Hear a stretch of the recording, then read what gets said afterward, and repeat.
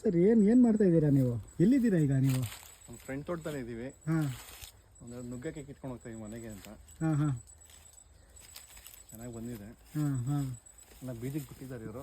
ಒಂದೆರಡು ಎಳೆ ಕಿತ್ಕೊಳ್ಳೋಣ ಅಂತ. Okay okay. ಏನು ಮಾಡ್ತೀರಾ ಇದರೊಳಗೆ ನುಗ್ಗೆಕಾಯಲ್ಲಿ? ನುಗ್ಗೆ ಸಾರು, ಹಾಂ ಹಾಂ, ಪಲ್ಯ. ಹಾಂ, ನುಗ್ಗೆಕಾಯಿ ಒಳ್ಳೇದಾ? ತುಂಬ ಒಳ್ಳೇದಲ್ಲ. ಹಾಂ, ನುಗ್ಗೆ ಸೊಪ್ಪು ಒಳ್ಳೇದಾಗುತ್ತೆ, ಚೆನ್ನಾಗಿರುತ್ತೆ. ಹಾಂ, ಈ ಕಾಯಿ ಬಿಟ್ಟಿರೋದ್ರಿಂದ ಸೊಪ್ಪಿಲ್ಲ. ಹಾಂ. ನೀವು ನಿಮ್ಮ ಫ್ರೆಂಡ್ ತೋಟದಲ್ಲಿ ಏನೇನು ತೊಗೊಂಡು ಹೋಗ್ತೀರಾ ಸಲಾಸಲ್ಲಿ? ಬಂದಾಗ ಏನೇ ತರಕಾರಿ ಬೆಳೆದು ಸ್ವಲ್ಪ ಕೊಡ್ತಾರೆ. ಹಾಂ, ಮನೆಗೆ ಆದಷ್ಟು ಕಿತ್ಕೊಂಡು ಹೋಗ್ತೀವಿ.